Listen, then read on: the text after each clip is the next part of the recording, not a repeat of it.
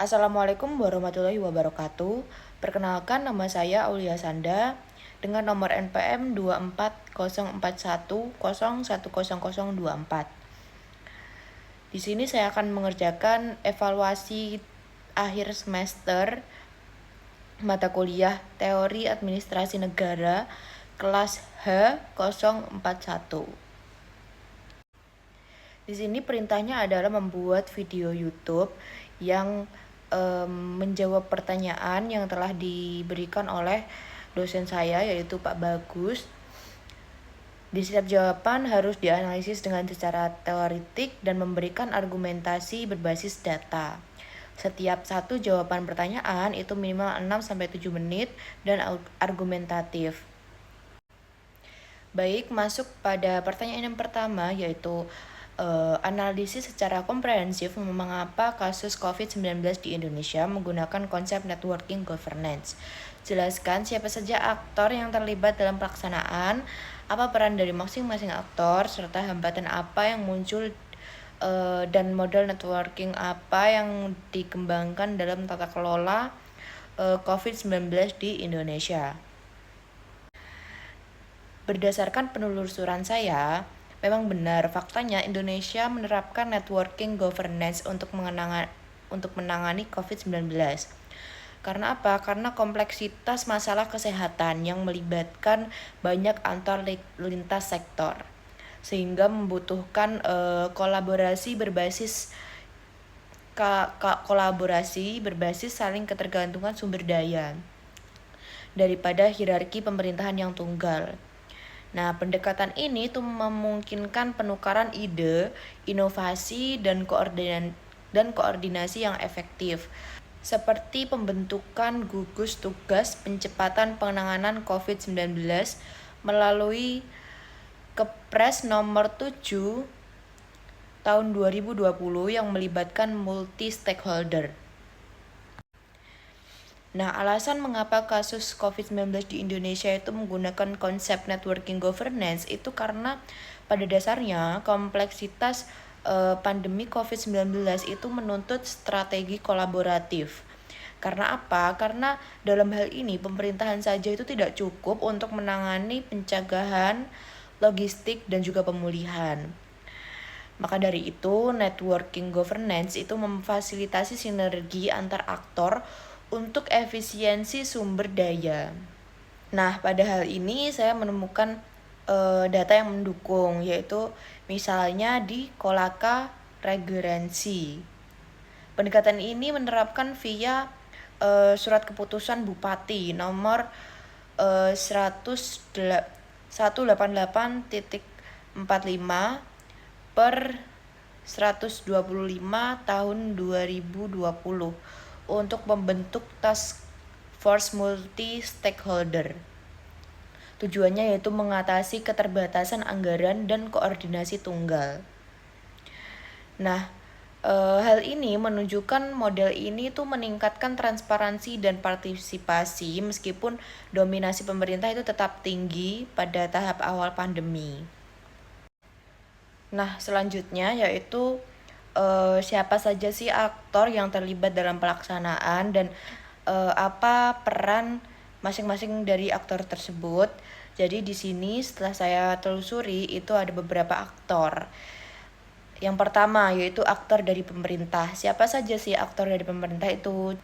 Contohnya Dinas Kesehatan, BPBD, TNI atau Polri, dan juga Bapeda. Nah, selanjutnya yaitu aktor dari sektor swasta. Contohnya yaitu berbagai perusahaan swasta, bisa dari Bank Mandiri, BRI, ataupun juga bahkan PT yang ikut membantu dalam mengatasi kasus COVID-19 ini. Nah, aktor yang ketiga yaitu civil society. Contohnya yaitu seperti PMI, MUI, dan sebagainya. Selanjutnya yaitu apa sih peran-peran dari mereka? Yang pertama yaitu pemerintah. Peran pemerintah adalah memfasilitasi koordinasi pencegahan, logistik, pengawasan, dan penegakan hukum. Misalnya yaitu Dinas Kesehatan yang menangani pencegahan dan juga pengobatan. Selanjutnya yaitu dari aktor swasta. Aktor swasta ini mendukung logistik seperti APD, oksigen, rapid test, dan fasilitas isolasi. Realisasikan kebijakan seperti jam malam. Nah, pada hal ini swasta ini seperti memberikan dukungan anggaran ataupun dukungan logistik yang bisa membantu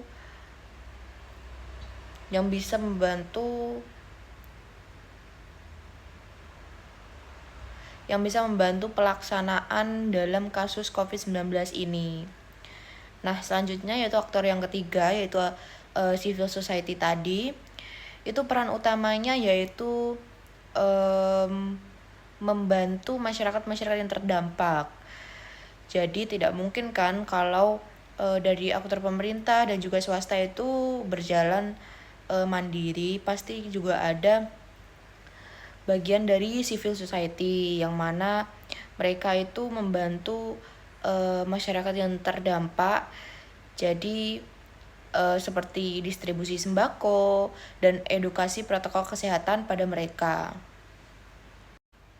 Selanjutnya yaitu hambatan yang muncul. Hambatan yang muncul dalam suatu networking governance itu biasanya meliputi miscommunication antar aktor meskipun komunikasi formal itu udah ada. Terus selanjutnya yaitu inkonsistensi lapangan akibat perbedaan visi dan misi, dan dominasi pemerintah yang membatasi peran swasta dan juga civil society. Di tingkat nasional, motif itu bisa berbeda, seperti yang memicu potensi konflik, ditambah juga keterbatasan data dan koordinasi lemah di setiap daerah, dan juga koordinasi bulanan gagal menyatukan visi dan misi tanpa leadership yang kuat, yang menyebabkan inefisiensi seperti duplikasi upaya.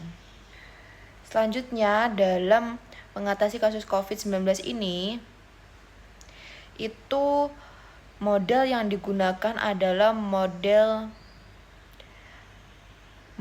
yang dikembangkan adalah model berbasis task force sebagai jaringan interdependen. Aktor saling tukar sumber daya dalam kerangka surat keputusan bupati ataupun presiden. Fokus koordinasi itu horizontal, berupa rapat rutin, negosiasi berbasis trust. Ciri-cirinya itu 1. Interdependent aktor otonom. Yang kedua, struktur mandiri via interaksi. Yang 3, atasi masalah kompleks via collective action. Nah, hal ini tuh efektif meningkatkan kapasitas, tapi butuh leadership yang kuat untuk mengatasi kompleksitas interaksi. Selanjutnya menjawab pertanyaan yang kedua, yaitu pemerintah Kota Surabaya memiliki struktur aktor seperti kader Surabaya hebat untuk menangani stunting. Analisis dengan paradigma New Public Governance, bagaimana program kader Surabaya hebat menerapkan gagasan paradigma tersebut. Dan kira-kira apa hambatan yang muncul dalam penerapan program kader Surabaya hebat tersebut.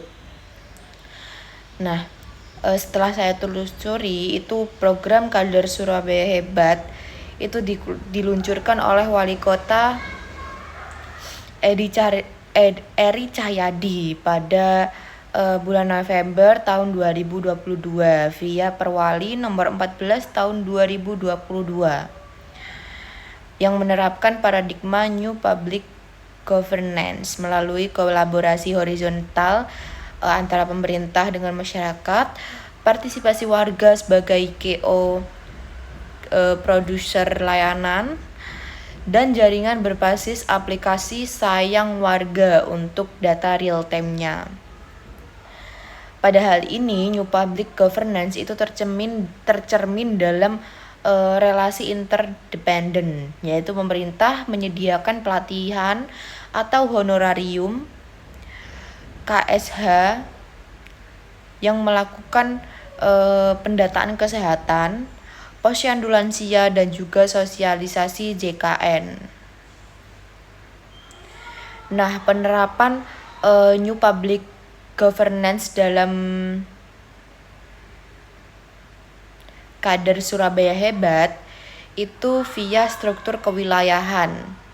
Jadi New Public Governance pada kader Surabaya Hebat itu diterapkan, dioperasikan seperti tugas kolaboratif pendataan via GIMAPS ataupun sayang warga, membantu posyandu dan juga edukasi JKN dengan BPJS Kesehatan. Nah, seperti data yang telah saya temukan, yaitu tepatnya di Tandes RW 5 itu menerapkan rolling system plus attendance yang mencapai ketepatan target 80% verifikasi data lansia. Nah, kader jadi motivator, sinergi dengan dinas kesehatan yang meningkatkan partisipasi warga 80% aktif JKN. Nah, hal ini itu merubah paradigma NPM yang hierarkis ke NPG yang berbasis trust, yang berbasis kepercayaan, di mana warga itu sebagai GO produs layanan. Contoh, transfer knowledge JKN, tingkatkan kepesertaan. Selanjutnya yaitu apa kira-kira hambatan yang muncul dalam penerapan program ini? Hambatan utamanya yaitu kurangnya mentoring medis. Inisiatif kader itu cenderung rendah, seperti minim mengundang warga lansia. Selanjutnya yaitu resistensi warga yang malu edukasi gizi atau hamil, tolak kunjungan rumah, pendatang tidak paham terkait Kartu Indonesia Sehat, dan juga keterbatasan sumber daya manusia. Nah, inkonsistensi visi dari pemerintah top down versus warga heterogen memicu miskoordination via aplikasi. Seperti di Kalirungkut, itu kurangnya pelatihan aplikasi yang menghambat keakuratan data. Duplikasi usaha tanpa feedback, dan juga data di RW Lontar itu 30% warga skip posyandu yang menolak vitamin. Solusinya yaitu butuh leadership dan jaringan yang lebih kuat untuk mengatasi asimetri informasi ini. Selanjutnya yaitu saya akan menjawab pertanyaan yang nomor 3, yaitu mengapa paradigma New Public Governance menjadi solusi dibandingkan paradigma yang lain. Berikan jawaban serta teoretik dan juga contoh empiris. Nah, menurut saya sendiri, selama pembelajaran saya di mata kuliah Teori Administrasi Negara ini yang diampu oleh Bapak Bagus, itu menurut saya memang benar New Public Governance itu lebih unggul daripada paradigma lain seperti Old Public Administration yang cenderung hierarkis, dan juga New Public Management yang lebih berorientasi pada pasar dan menekankan kolaborasi lintas sektor. Nah, keunggulan dari New Public Governance itu New Public Governance itu mengatasi limitasi Old Public Administration, yang mana Old Public Administration itu cenderung lambat, kurang adaptif, dan juga masih hierarkis. Sementara New Public Management itu yang lebih fokus pada output dan juga efisiensi yang mengabaikan outcome sosial, dan potensi korupsi via fleksibilitasnya itu besar karena dalam hal ini New Public Management itu berorientasi pada pasar. Osborne 2010 itu mendefinisikan bahwa New Public Governance itu sebagai governance proses berbasis kolaborasi untuk public value superior karena atasi with problems yang kompleks dan tidak terdefinisi jelas lewat share power dan juga resource mobilization. Sementara New Public Management itu gagal pada interdependent. Contohnya yaitu NPM itu mengurangi birokrasi tapi meningkatkan fragmentasi. NPG tersendiri, New Public Governance sendiri itu tingkatkan legitimasi dan adaptabilitas via negotiation decision making. Beda dengan NPM yang mengasumsikan superioritas private sector yang tidak terlalu cocok pada domain publik atau pada ranah publik. Nah, New Public Governance sendiri memakai pendekatan plural state, yaitu yang melibatkan pemerintah, swasta, dan juga masyarakat dalam jaringan yang saling bergantung untuk menciptakan layanan publik, bukan pemerintah dari atas lalu seperti kompetisi berbisnis. Nah, NPG sendiri itu sebagai proses tata kelola berbasis kerjasama untuk nilai publik yang unggul menghadapi masalah-masalah yang rumit seperti pandemi yang sudah diprediksi yang diatasi lewat pembagian kekuasaan dan juga sumber daya bersama. Yang dari NPM sendiri itu gagal ditangani karena ketergantungan antar pihak, karena potong birokrasi itu justru memecah organisasi. Sederhananya, NPG itu membangun kepercayaan lewat diskusi bersama, meningkatkan dukungan masyarakat, dan juga fleksibilitas. Beda dengan NPM yang menganggap cara bisnis itu sangat baik, padahal itu tidak cocok pada urusan di publik, pada urusan ranah publik. Nah, seperti contohnya yaitu seperti di Kelurahan Kandangan. Setelah saya telusuri di Surabaya, New Public Governance itu sudah diterapkan dan sukses menekan COVID-19 lewat kerjasama banyak pihak dengan hasil nyata lebih baik daripada metode yang lama. Contohnya yaitu di Kelurahan Kandangan.